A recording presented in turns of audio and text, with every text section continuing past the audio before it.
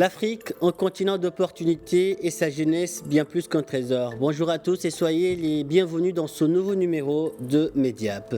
Elle s'est donnée pour mission de développer des solutions innovantes pour l'agriculture durable. Aujourd'hui, nous allons vous parler de la start-up marocaine PJPR Technologies, une start-up qui s'est spécialisée dans la fabrication de produits qui améliorent la qualité des sols tout en préservant l'environnement, notamment avec un biofertilisant à base de bactéries, tout en s'appuyant aussi sur le recyclage de déchets organiques. Mariam Haddia est cofondatrice de cette start-up marocaine. Elle est en direct de Casablanca avec nous. Mariam, bonjour et merci d'avoir accepté notre invitation. Bonjour tout le monde.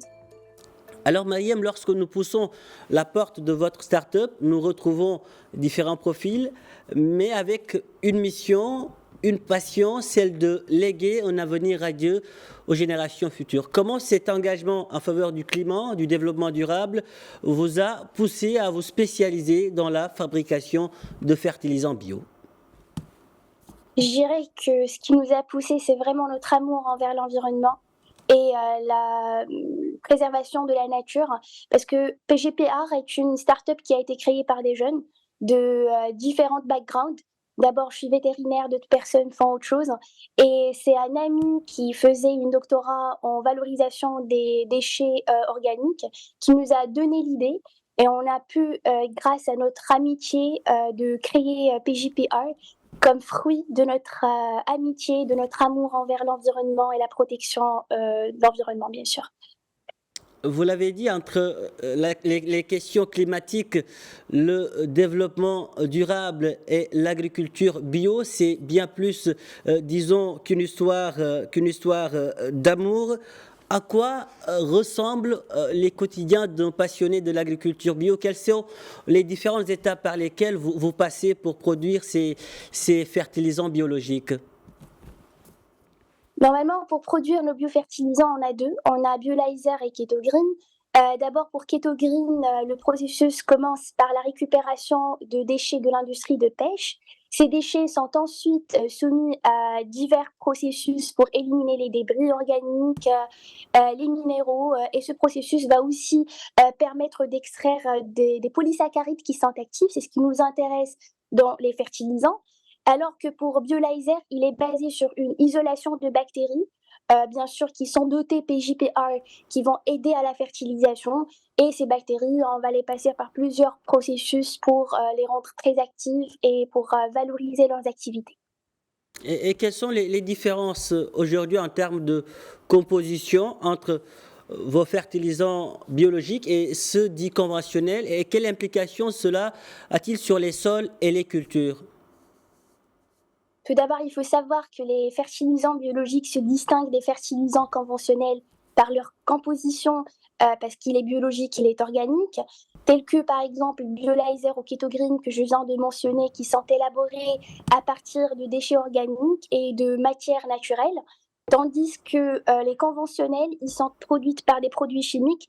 Donc déjà ça nous donne une grande différence et ça nous ouvre les yeux sur l'effet néfaste qu'il pourra produire sur le sol en tant que, bien sûr, fertilisant conventionnel, alors que pour les fertilisants comme Biolizer et KetoGreen, ça va non seulement permettre d'avoir un effet bio, de valoriser normalement le sol et la préservation de l'environnement, mais également va augmenter la fertilité de nos sols et aider à les prévenir et les préserver de tout ce qui est toxique et de tout ce qui est non organique. Mariam, le Maroc fait face depuis quelques années au stress hydrique. Au-delà des faibles précipitations notées, certains experts ont pointé du doigt une agriculture marocaine gourmande en eau. Quels sont les mécanismes par lesquels vos fertilisants biologiques améliorent aujourd'hui la rétention d'eau dans le sol pour faire face justement à cette sécheresse? Nos fertilisants biologiques tels que Biolizer et KetoGreen agissent en synergie avec la nature pour améliorer la rétention d'eau dans le sol. Et malheureusement, le Maroc passe d'une période un peu dure de sécheresse. Donc, tout d'abord, ces fertilisants vont favoriser l'agrégation de sol, c'est-à-dire la formation de structures en grumeaux qui vont permettre de retenir l'eau. et d'améliorer la circulation de l'air, donc l'oxygénation de la plante.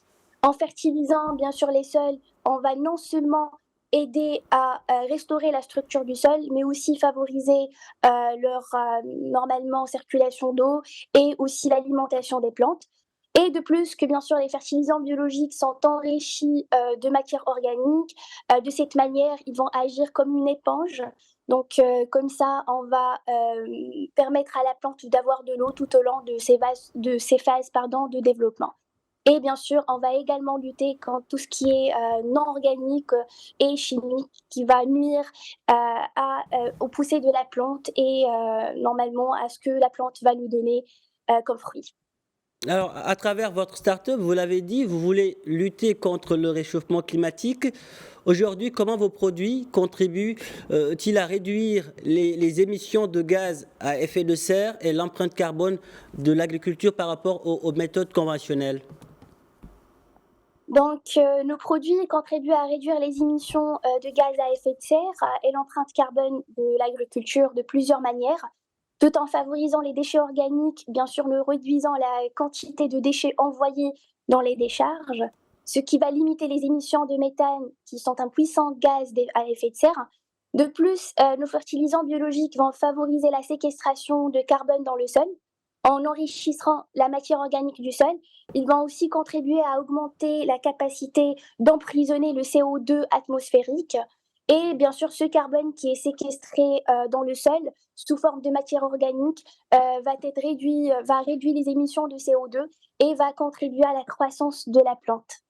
Et comment vous faites pour, disons, évaluer l'efficacité et l'impact environnemental de vos fertilisants biologiques? Êtes-vous accompagné par des structures spécialisées en la matière?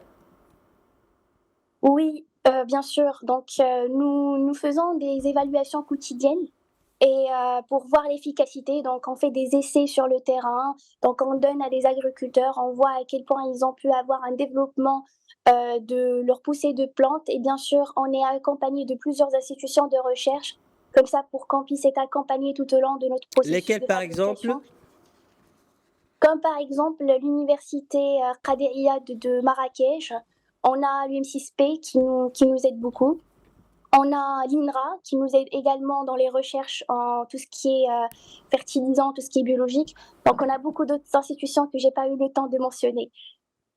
Et quel regard portez-vous aujourd'hui, Mariam, sur l'agritech au Maroc?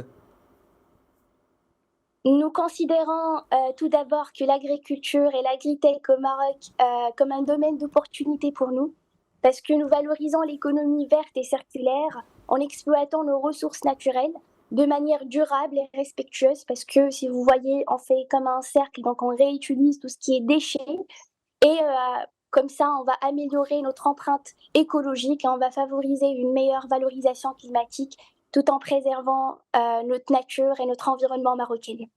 Qu'en est-il maintenant des ambitions de la start-up? Vous êtes en ce moment au Maroc. Est-ce que vous envisagez de traverser les frontières du royaume? J'imagine vous envisagez cela, c'est-à-dire être présente dans d'autres pays du continent?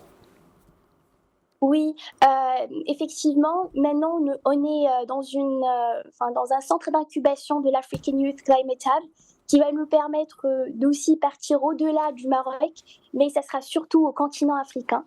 Et d'autre part, concernant le continent européen, on a pu aussi toucher à une petite partie parce qu'on va rentrer bientôt en collaboration avec l'Université de Rouen. Donc, on est sûr que notre produit va partir au-delà du Maroc et va avoir un effet au-delà du territoire marocain. Bien sûr, dans un seul but, c'est d'éviter le changement climatique et de valoriser notre propre nature et la préservation de l'environnement. Mariam Hadiya, merci pour toutes ces précisions. Merci d'avoir répondu à nos questions. Le Maroc est fier de vous, l'Afrique aussi. Merci. Merci à vous. Voilà qui referme ce numéro de Mediap. Merci de l'avoir suivi où que vous soyez. Prenez soin de vous et allez jusqu'au bout de vos rêves. N'abandonnez jamais.